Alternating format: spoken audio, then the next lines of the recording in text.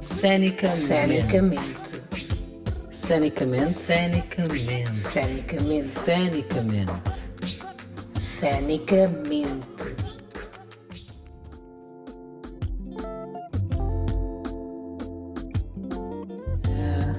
Olá, eu sou a Anete Silva. Seja bem-vindo e bem-vinda ao segundo episódio do Cenicamente. Eu hoje queria e quero falar um pouco sobre processo criativo em espetáculos de dança.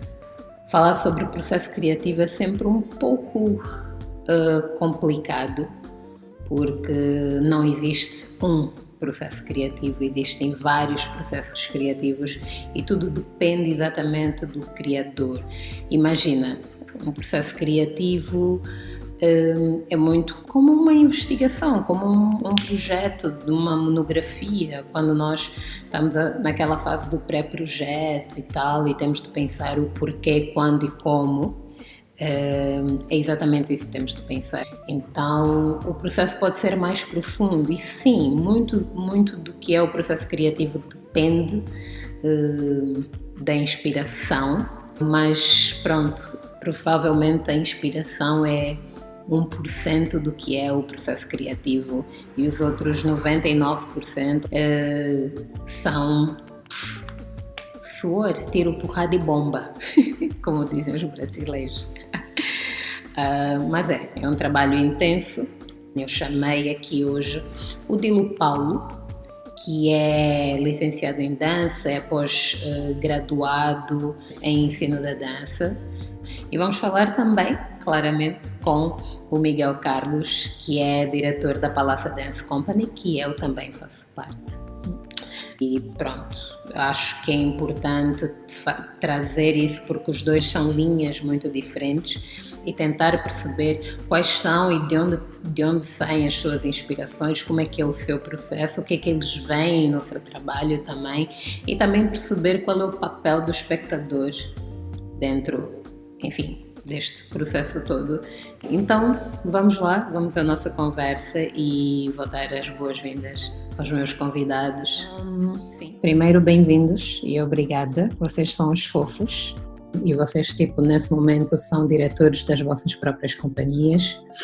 Então, acho importante, trazer essas visões e essas perspectivas para aqui. Então, uma coisa que é importante das pessoas saberem é que nem todo bailarino é criador. Nem todo mundo que dança é necessariamente coreógrafo, ou é bom coreógrafo, ou tem necessariamente aptidão para criar. Então, quando é que vocês começaram a sentir que queriam começar a criar e desenvolver as vossas próprias peças? O motivo que me levou à dança, foi porque eu era uma criança muito tímida. E a dança foi uma forma de me expressar, porque eu não falava mesmo. Eu, para conseguir falar com as pessoas, eu tinha que contar até 10. Eu sempre gostei de ver programas televisivos tipo So You Think You Can Dance e não sei o que é. Então, quando eu estava no médio, nós tínhamos um concurso de dança. Uma vez por ano era danças internas, ou seja, criávamos grupos e depois tinha battles. E depois também saíamos para competir com as outras escolas. E nesse processo todo eu aprendi que eu gostava de coreografar e gostava muito de contar histórias. Então isso, de certa forma, despertou essa curiosidade. Eu também gostava muito de observar as pessoas. Então o que eu criava era com base naquilo que eu via. Então assim isso foi desenvolvendo e desde então venho criando. Boa. Eu tenho uma história mais ou menos parecida também com a do Miguel, porque quando eu era muito novo eu também não falava. Então eu tinha a dificuldade de me comunicar com as pessoas, né? Então, mas aí o que aconteceu? Com 13 anos, eu comecei a sentir isso dentro de mim, sabe? Vontade de começar a falar, sabe? De me expressar. E também uma maneira de sair um pouquinho de todo o caos que acontecia dentro do nosso país, acontece até hoje, né, de Angola, né? E aí eu falei, preciso começar de algum lugar. O que eu fiz? Eu chamei os meus primos e a gente sempre pensava escondido em casa. Eu ficava montando as coreografias nós ficávamos lá ensaiando, criando coisas novas, assim. E aí depois entrei para os Black Boys, que também foi uma escola. E realmente é isso que você falou, Anete. Nem todo mundo é um bom professor, nem todo mundo é um coreógrafo, né? Aos poucos a gente também precisa encontrar esses caminhos para ir trabalhando cada área, né? Você está bem para ser um bom professor, para ser um bom coreógrafo, tem várias ferramentas que nos ajudam a isso, né? E aí fui pesquisando mais, a minha cabeça abriu ainda mais quando eu vi que precisava aprender novos estilos de dança. Foi realmente nessa época que fez um boom, né? E todas as vezes que eu vou criar alguma coisa também é muito ligado a essas coisas do nosso dia a dia, né? Incômodos mesmo sobre a vida, ou algum problema que aparece do nada e aí nós ficamos com vontade de resolver, mas dançando, né? Exatamente. Eu acho que, não sei, agora também ouvindo um pouco de vocês, acho que aconteceu com os três um processo muito natural, assim, dentro dessa questão de criação e de querer expressar, e querer dançar, e querer criar. E uma cena que eu comecei a perceber realmente foi, assim, quando tu estás focado num estilo e tal, tu consegues realmente desenvolver aquele estilo e não sei o que, mas quando tu tens o conhecimento sobre outros, de certa forma, tu acabas expandindo as tuas ideias, mesmo que tu não faças especificamente aquele estilo, a tua criação não é a mesma, não é limitada, ela acaba exatamente, ela acaba indo um pouco mais para fora, e aí tu pensas, ok, por que não? Tudo bem que isso é uma coisa mais desse estilo, mas por que não experimentar isso com isso que eu já faço? Tu começas a perceber, uou, esse mundo aqui pode ser bastante interessante. Uma coisa que me chamou a atenção também no que vocês disseram, mais do que só para entretenimento, a dança também reflete o nosso dia a dia, reflete os nossos tempos, mas também reflete os nossos sentimentos. Vocês sentem que quando vocês vão criar, vocês levam muito em conta as questões que vos atravessam naquele momento?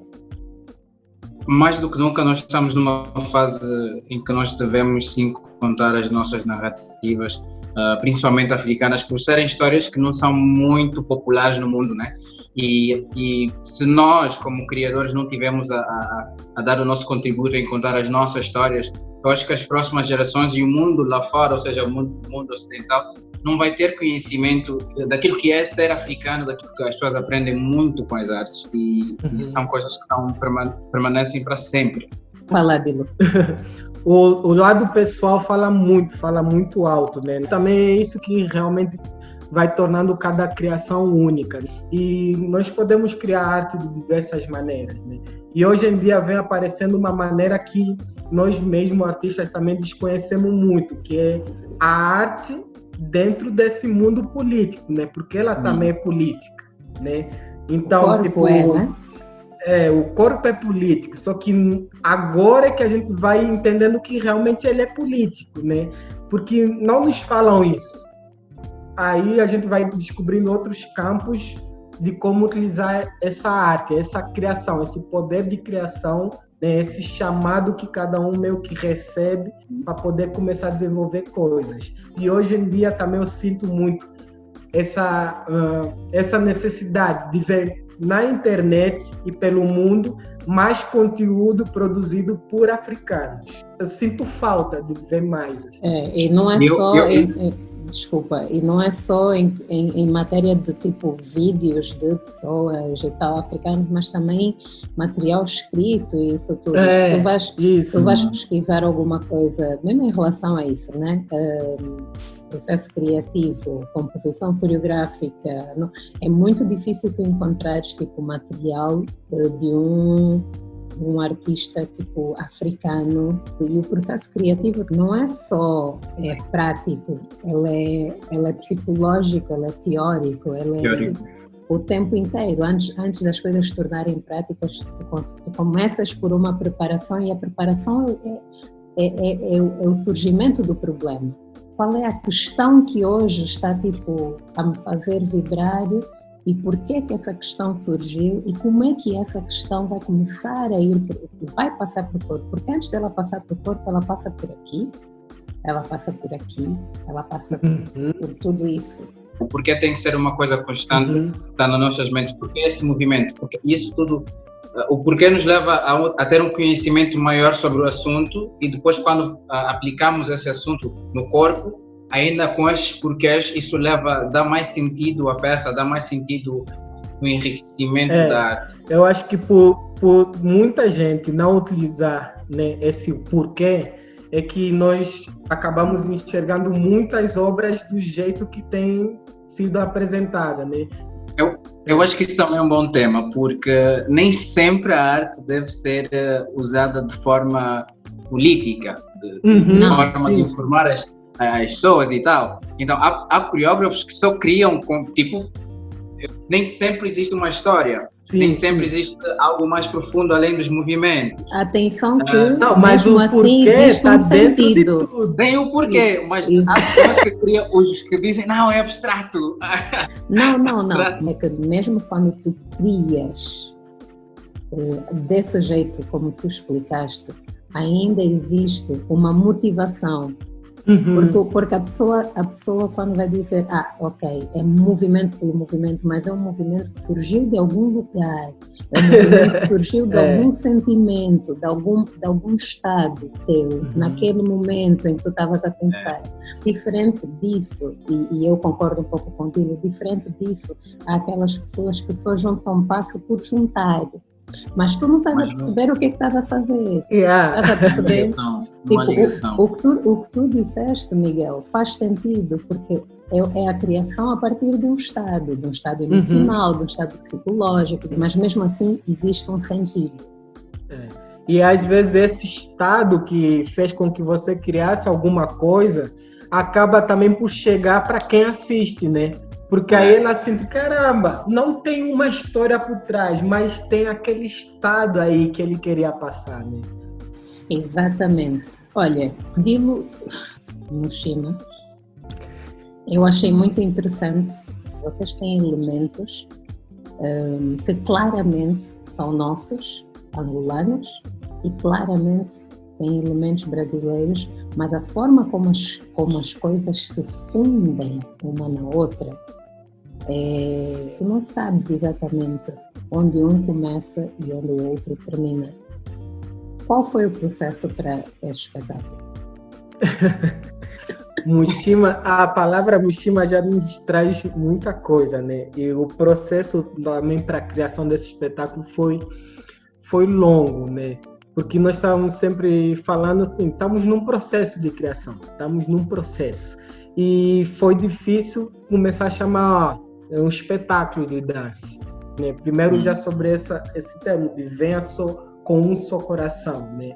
Porque nós ficamos realmente mais livres para colocar tudo que estávamos sentindo, né? Sobre todas as coisas, né? Relacionadas a Angola e Brasil, o nosso caminho individual, o que cada um carrega. Foram emoções, né? Questões que a gente queria falar com o corpo que foram acionando esses pequenos gatilhos.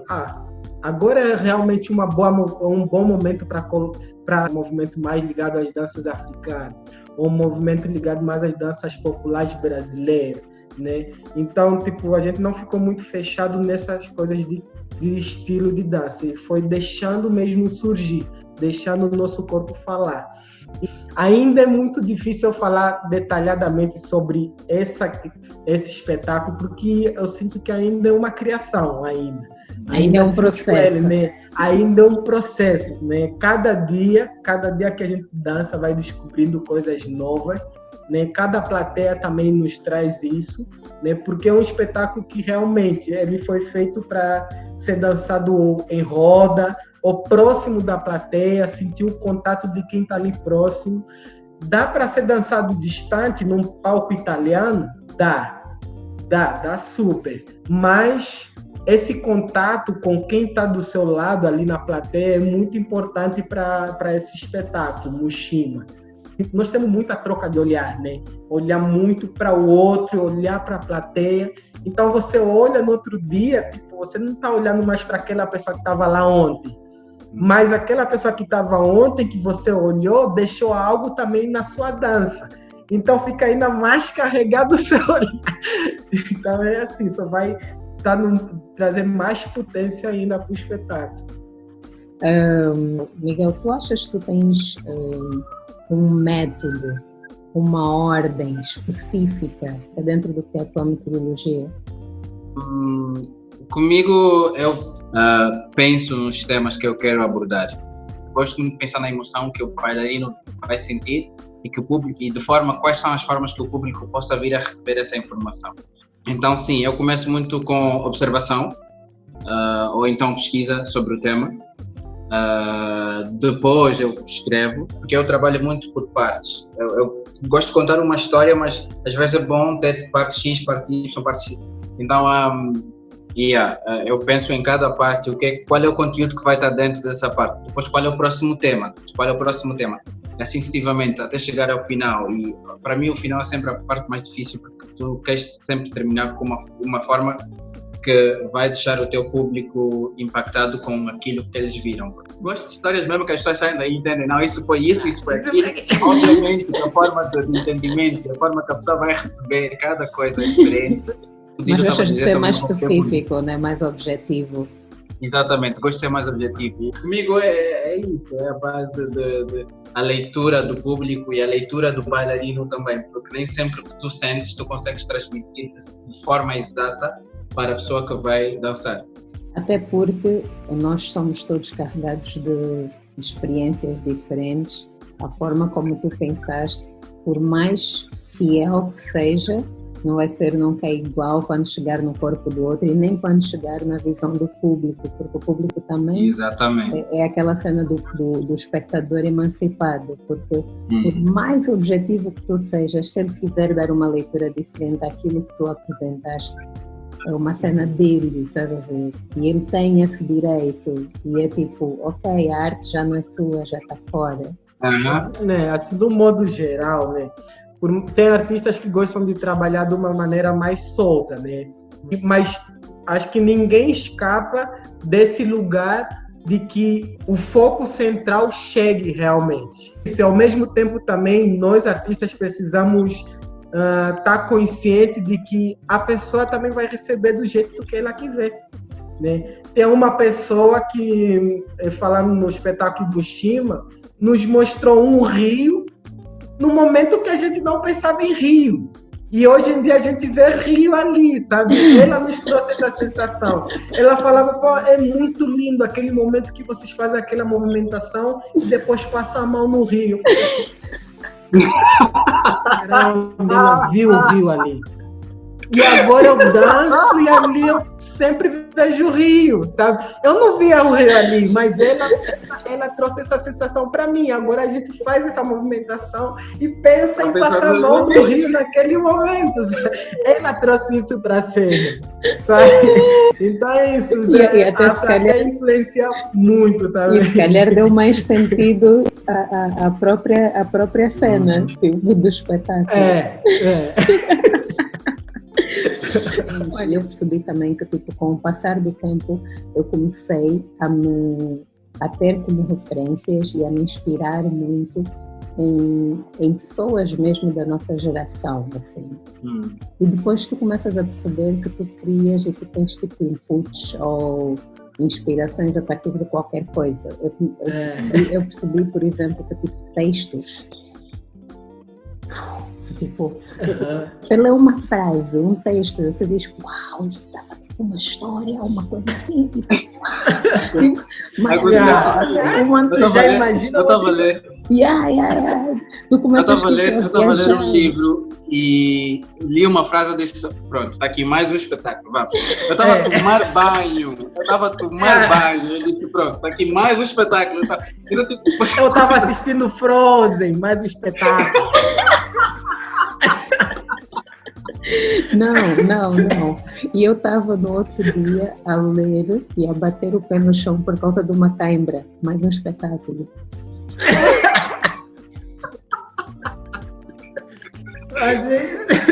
Então, é muita coisa que vai influenciando na criação de alguma coisa.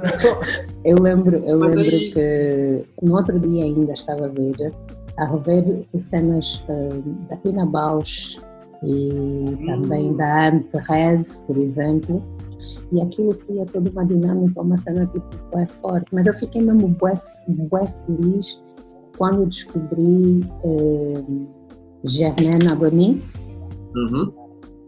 Quando eu descobri a Germaine Agony, e eu fiquei muito feliz porque ela é exatamente tipo dessa época, tipo pessoas que revolucionaram o mundo contemporâneo, não sei o que, e tipo negra, africana. Tem uma escola sobre dança contemporânea africana ou dança africana contemporânea, enfim, isso ainda é uma discussão, porque é muito difícil achar e é muito difícil, por exemplo, agora para mim pensar num nome angolano, mas em termos de processo coreográfico, de trabalho coreográfico como referência, é muito difícil. É que acho que isso acontece, né?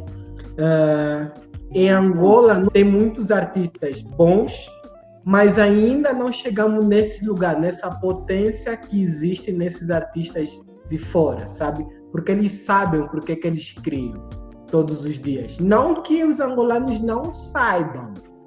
Todo o contexto do país influencia muito nisso, né? Essas pessoas de fora estão sempre criando espetáculo, que eles têm todos os caminhos e nós ainda temos que lutar. O que eu vou comer? Então, antes de você começar a coreografar, você ainda tem que pensar, tenho que alimentar o filho, tenho que comer, tenho que não sei o quê. Então, você não abre espaço para criar, né? Porque a potência ela já tem, só falta cada vez mais a gente ir se estruturando, né? Mas antes de você começar a fazer qualquer coisa, tem que pensar, como é que eu vou pagar o táxi para chegar no ensaio? É muito trabalho, né? As pessoas não podem querer uma coisa de um dia para o outro, né? Porque tem isso também. As pessoas em Angola, né, tem muita gente que sabe, precisa valorizar a dança. Tem pessoas que ainda não sabem que também é uma forma de trabalho. Eu acho que também mais disso que tu falaste. Há pessoas que sabem, sim, que devem valorizar, mas elas não sabem o que é o valorizar. Sim. Entendes o que eu quero dizer? Sim. Elas não sabem quais são as ações do valorizar. A valorização, às vezes, passa também só pela coisa mais básica, que é, ok, esses são... a Anete, o Dilo e o Miguel, eles vão fazer um espetáculo, vou divulgar a história desse espetáculo tipo no meu grupo, eles estão tipo a falar sobre, sei lá, sobre Black Lives Matter nesse momento, né? Tipo é uma coisa que impacta a todos. E o valorizar às vezes é mesmo isso, eu faço questão de comprar o teu bilhete, por exemplo, eu faço questão de divulgar o teu trabalho, eu faço questão de te dizer quando eu vejo o teu trabalho, qual é a visão que eu vejo dele. Eu posso te dar um feedback. Isso também é valorizar. Eu dou graças a Deus, muitas vezes, por ter tido uma formação em dança. Não que necessariamente para tu ser um artista, tu precisas da academia. Tu não precisas especificamente de te formar, mas tu precisas pesquisar. Tu precisas estar sempre dentro da experimentação. Vocês sentem que fazer parte da academia também vos dá um caminho melhor? Não tem como dizer que não ajudou no processo criativo, porque é exatamente isso. Tudo contribuiu para o artista que eu sou, tirando as minhas experiências próprias e as danças que eu já fazia antes. Isso tudo, de certa forma, contribuiu para me dar o vocabulário que eu preciso para criar. E ainda tenho muitas coisas a aprender, ainda pesquiso mais, ainda estou sempre a pesquisar de coisas, à procura de coisas novas, porque nunca é suficiente. Aproveita e fala um pouco sobre a próxima peça da Palácio Dance Company. Eu sabia que tu ias fazer isso.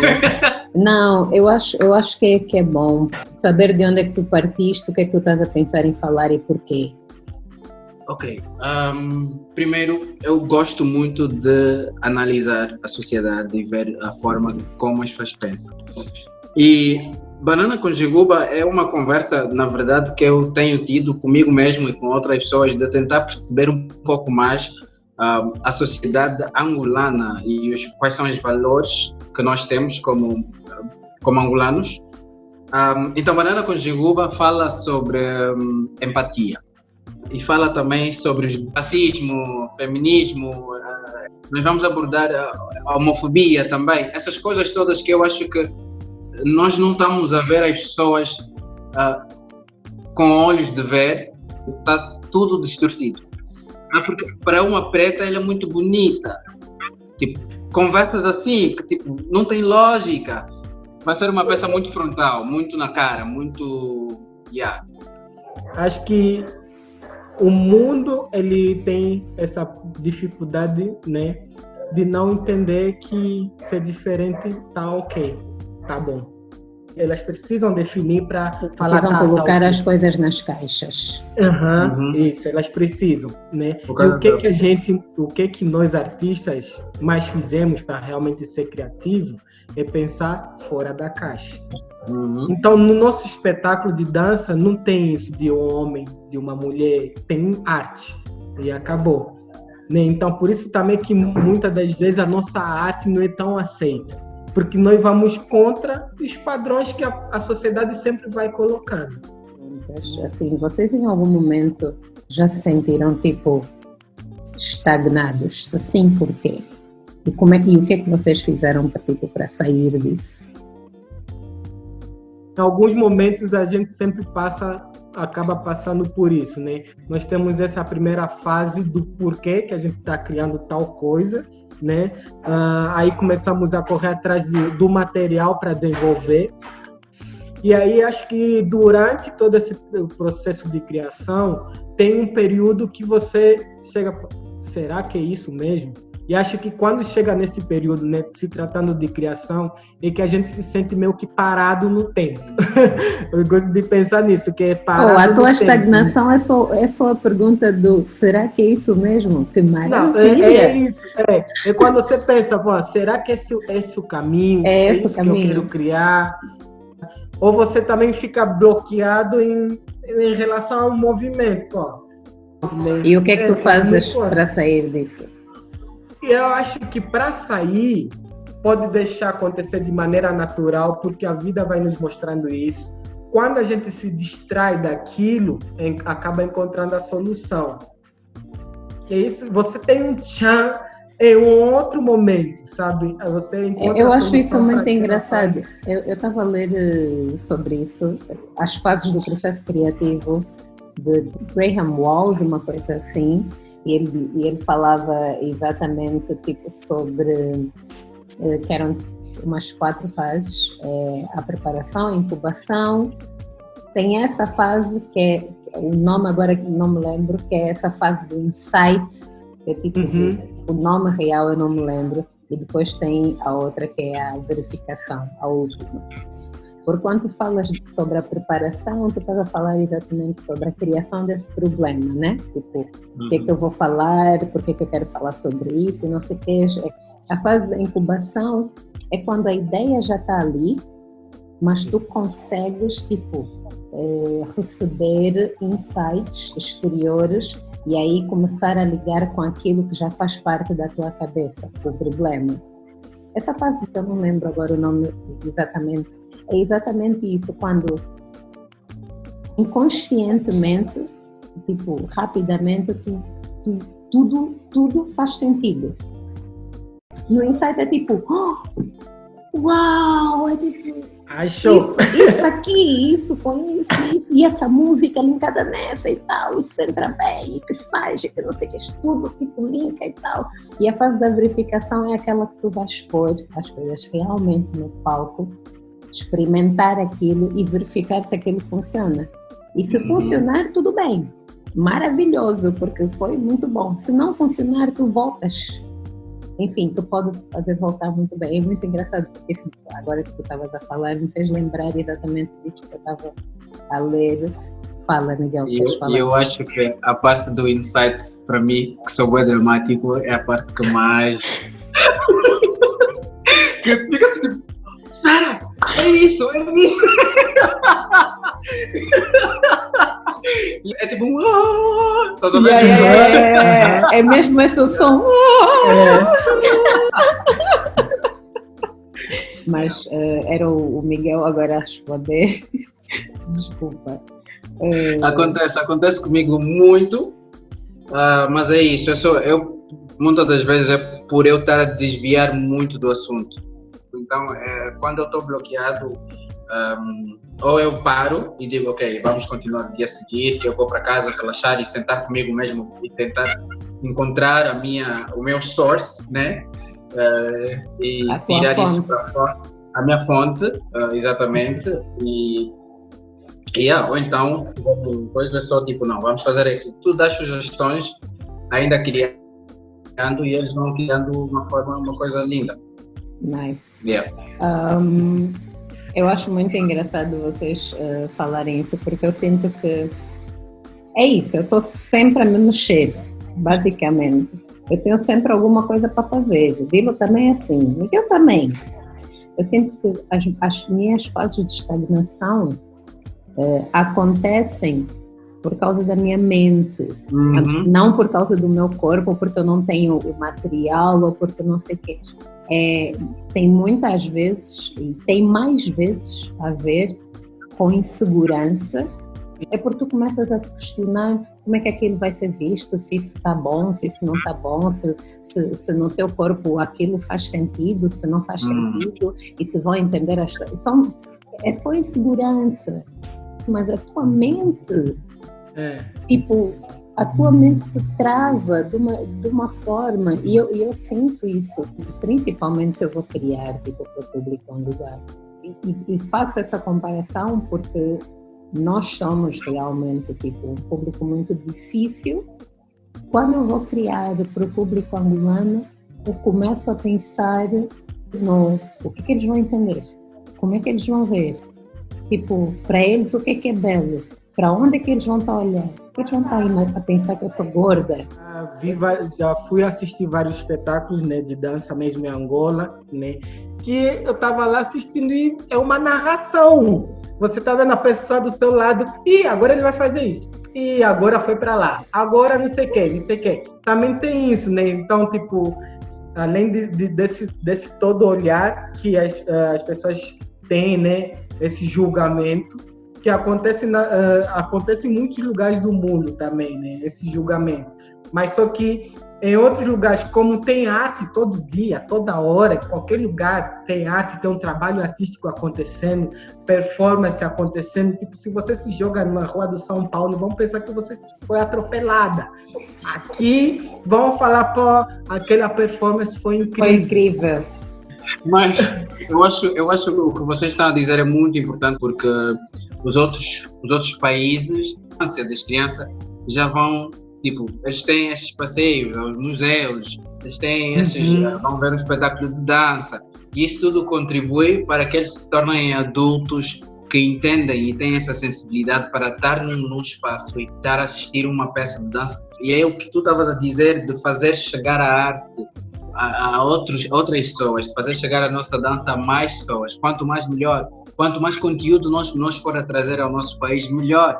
Com conteúdos completamente diferentes um do outro, para que eles possam então habituarem-se a ver e apreciar melhor a nossa arte.